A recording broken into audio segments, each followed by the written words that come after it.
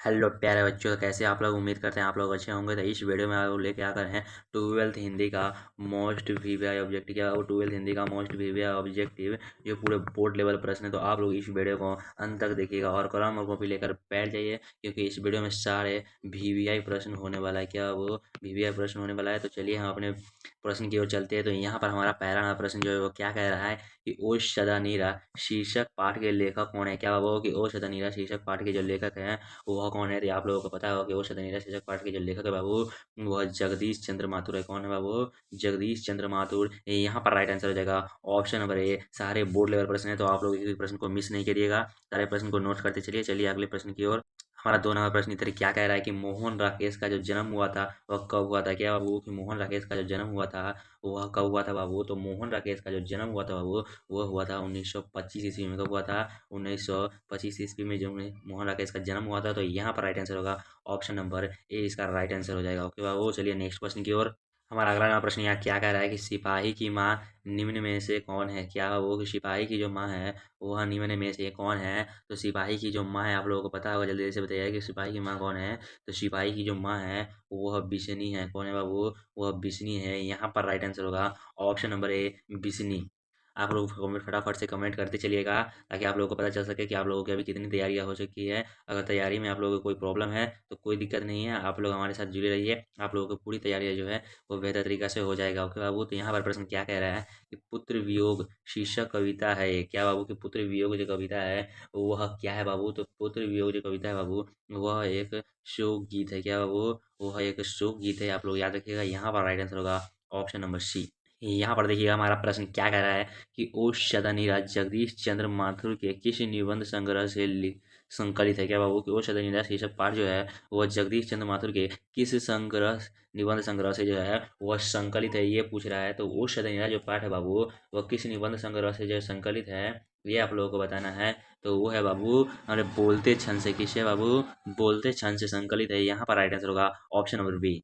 यहाँ पर देखिए हमारा अगला नंबर प्रश्न जो है क्या कह रहा है कि माँ के लिए अपने मन को समझना कब कठिन हो जाता है? क्या बाबू कि माँ को ये जो है वह कब अपने मन को समझना कठिन हो जाता है? तो वो हो जाता है बाबू जब उसकी पुत्र का मृत्यु हो जाता है। क्या बाबू? जब उसका पुत्र की मृत्यु हो जाती है, तब उसको अपना मन को भी समझना बहुत कठिन हो जाता है। यहाँ पर राइट आंसर होगा ऑप्शन नंबर सी।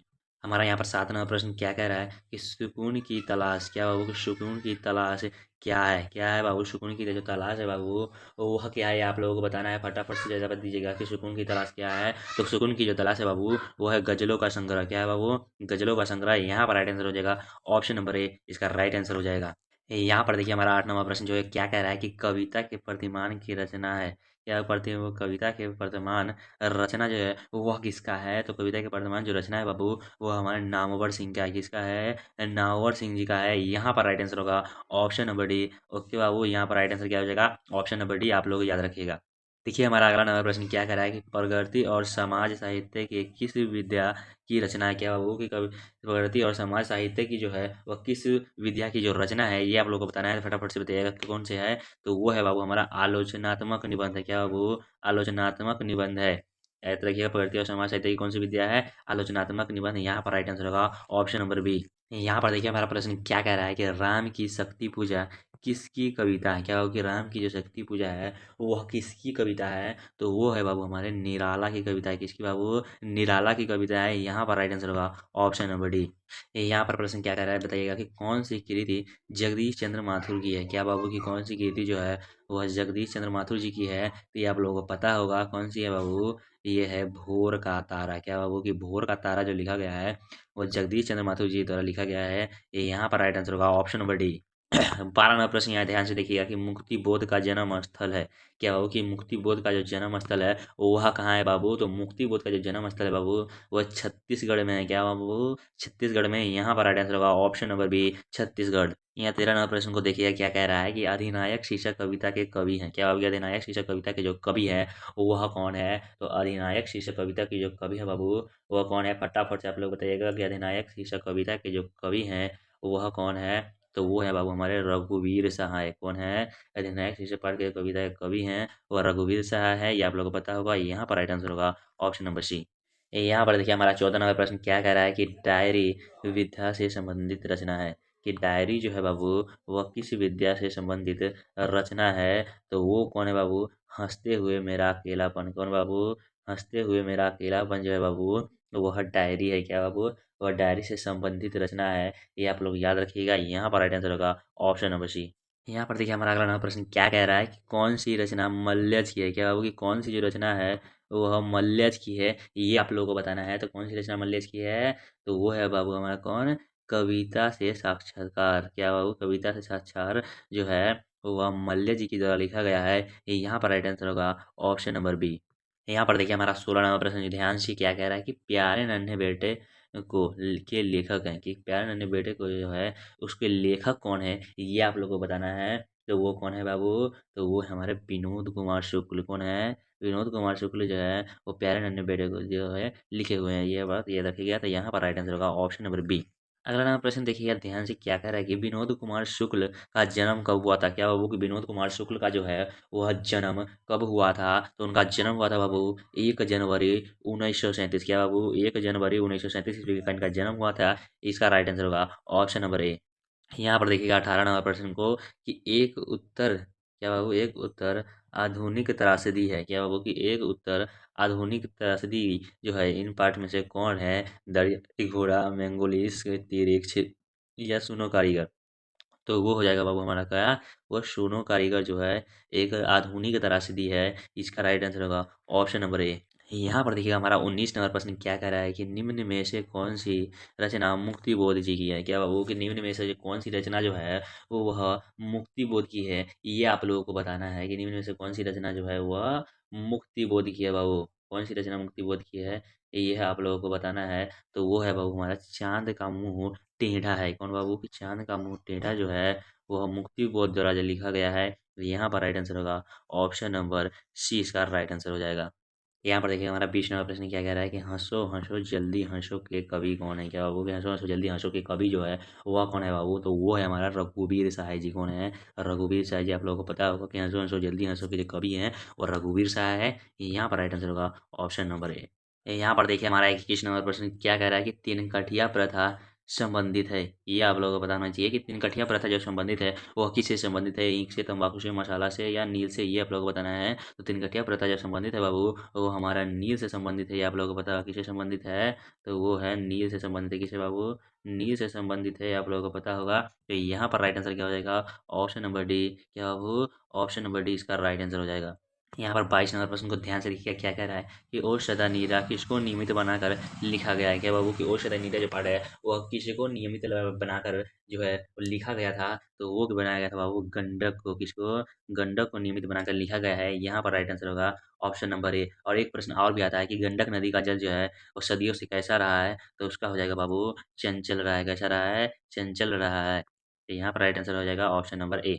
यहाँ देखिएगा हमारा 23 नंबर प्रश्न क्या कह रहा है कि सुभद्रा कुमारी चौहान का जन्म कब हुआ था। क्या बाबू, कि सुभद्रा कुमारी चौहान का जो जन्म हुआ था वह कब हुआ था बाबू, सुभद्रा कुमारी चौहान जी का जन्म हुआ था बाबू वो हुआ था 16 अगस्त 1904 में। कब हुआ था, 16 अगस्त 1904 ईस्वी में इनका जन्म हुआ था। इसका राइट आंसर होगा ऑप्शन नंबर ए। देखिए हमारा अगला नंबर प्रश्न क्या कह रहा है कि सिपाही की माँ एकांकी के अनुसार लड़ाई कहाँ हो रही है। क्या बाबू, की सिपाही की माँ एकांकी के अनुसार जो है वो लड़ाई जो है वह कहाँ हो रही है, तो इनके अनुसार लड़ाई हो रहा था बाबू वर्मा में। कहाँ हुआ था, वर्मा में हो रहा था। यहाँ पर राइट आंसर होगा ऑप्शन नंबर बी। 25 नंबर प्रश्न क्या कह रहा है कि उषा का जादू कब टूट जाता है। क्या होगा, टूटता है। क्या होगा, उषा का जो जादू है वह कब टूटा है, तो वो टूटता है बाबू कब, जब सूर्योदय होता है, बादल हट जाता है, उषा का जादू टूट जाता है। यहाँ पर राइट आंसर होगा ऑप्शन नंबर बी। इसका राइट आंसर हो जाएगा सूर्योदय होने पर। यहाँ देखिए 26 नंबर प्रश्न को ध्यान से कि शमशेर बहादुर सिंह की पत्नी का नाम क्या था। क्या होगा, शमशेर बहादुर सिंह का जो पत्नी का नाम था बाबू वह क्या था, ये यहाँ पर हो जाएगा। शमशेर बहादुर सिंह की जो पत्नी का नाम था ना बाबू वह धर्म देवी था। क्या बात है, वो धर्म देवी था। यहाँ पर राइट आंसर होगा ऑप्शन नंबर बी। यहाँ पर देखिएगा ध्यान से 27 नंबर प्रश्न जो है क्या कह रहा है कि नामवर सिंह किस पत्रिका का संपादक रहे हैं। कि नामवर सिंह जो है वह किस पत्रिका के जो है वह संपादक रहे हैं, तो वो रहे हैं बाबू आलोचना के। किसके बाबू, आलोचना के संपादक रहे हैं। ये यहाँ पर राइट आंसर होगा ऑप्शन नंबर बी। देखिए 28 नंबर प्रश्न को ध्यान से क्या कह रहा है कि कामयानी कामायनी क्या कवि है। कमायनी के जो कवि हैं बाबू वह कौन है, तो कमायनी के कवि आप लोग को पता कौन है, प्रसाद। कौन, जगदीश प्रसाद। यहाँ पर राइट आंसर होगा ऑप्शन नंबर सी। यहाँ पर देखिएगा हमारा 29 नंबर प्रश्न जो है वह क्या कह रहा है कि मैं तुम लोगों से दूर हूँ किसकी कविता है। क्या बाबू कि मैं तुम लोगों से जो है दूर हूँ वो किसकी कविता है। तो ये है मुक्ति बोध की। किसकी है बाबू। मुक्ति बोध की जो है रचना है। यहाँ पर राइट आंसर होगा ऑप्शन नंबर ए। हमारा अगला नंबर प्रश्न क्या करे कि मुक्ति बोध के पिता का नाम क्या था। क्या वो मुक्ति बोध के जो पिता का नाम था वह क्या था। गजानन माधव मुक्ति बोध जी के पिताजी का नाम था वह क्या था। तो वो है बाबू हमारा सुंदर राज मुक्ति बोध। क्या था बाबू। सुंदर राज मुक्ति बोध जो है वो मुक्ति बोध के पिता का नाम है। यहाँ पर राइट आंसर होगा ऑप्शन नंबर डी। यहाँ पर देखिए हमारा 31 नंबर प्रश्न क्या कह रहा है कि मुक्ति बोध की माँ का नाम क्या था। क्या बाबू कि मुक्ति बोध की जो माँ का नाम था वह क्या था बाबू। तो वो था पार्वती देवी। क्या था बाबू। पार्वती देवी। जो पार्वती बाई के ना वो यहाँ पर पार्वती बाई होता है। तो पार्वती बाई इसका माता का नाम था। यहाँ पर राइट आंसर होगा ऑप्शन नंबर सी। यहाँ पर देखिएगा 32 नंबर प्रश्न को कि जूठन के हेड मास्टर का नाम क्या था। क्या बाबू कि जूठन के हेड मास्टर का नाम था बाबू वह क्या था। तो जूठन का हेड मास्टर का नाम आप लोगों को पता होगा वो था कालीराम। कौन था बाबू। कालीराम हेड मास्टर का जो नाम था। ओके बाबू यहाँ पर राइट आंसर का ऑप्शन नंबर ए। और अभी तक अगर लोग वीडियो को लाइक नहीं किए तो वीडियो को लाइक कर दीजिए एंड चैनल को सब्सक्राइब कर दीजिए ताकि आप लोगों को अगर कोई भी समस्या नहीं आए आप लोगों की सारी तैयारियाँ हो जो बेहतर तरीका से हो सके। क्वेश्चन क्या कह रहा है कि कौन सी कृति रघुवीर सहाय की है। क्या बाबू की कौन सी जो कृति है वह रघुवीर सहाय की है। तो इनमें से कौन सी कृति रघुवीर सहाय की है। तो वो है बाबू सीढ़ियों पर धूप में। क्या है बाबू। सीढ़ियों पर धूप में जो कविता है वह रघुवीर सहाय जी की कृति है। यहाँ पर राइट आंसर हो जाएगा ऑप्शन नंबर बी। यहाँ पर देखिए हमारा 34 नंबर प्रश्न क्या कह रहा है कि हंसते हुए मेरा अकेलापन कौन सी लेखन विद्या है। क्या बाबू कि हंसते हुए मेरा अकेलापन जो है वह कौन सी लेखन विद्या है। तो हंसते हुए मेरा अकेलापन जो है बाबू वह एक डायरी है। डायरी के द्वारा लिखा गया है। डायरी से लिया गया है। तो यहाँ पर राइट आंसर होगा ऑप्शन नंबर ए डायरी। यहाँ पर देखिए हमारा 35 नंबर प्रश्न जो है वह क्या कह रहा है कि तिरिक्ष को कैसी कहानी माना जाता है। क्या बाबू कि तिरिक्ष को जो है वह कैसी कहानी माना जाता है। आदर्शवादी जादुई अर्थात की कहानी या आदर्श मुक्त कहानी या बिंबात्मक कहानी ये आप लोगों को बताना है। तिरिक्ष को जो है बाबू वो कैसी कहानी माना गया है। तो वो माना गया है बाबू हमारा कैसा। तो वो जादुई अर्थात की कहानी माना गया है कि वो जादुई अर्थात की कहानी माना जाता है। यहाँ पर राइट आंसर हो जाएगा ऑप्शन नंबर बी। तो आप लोगों को ये वीडियो कैसा लगा और आप लोगों को कितना परसेंट सही हुआ ये आप लोग कमेंट करके बताइएगा। तब तक के मिलते हैं अगले वीडियो में। तब तक के लिए जय हिंद।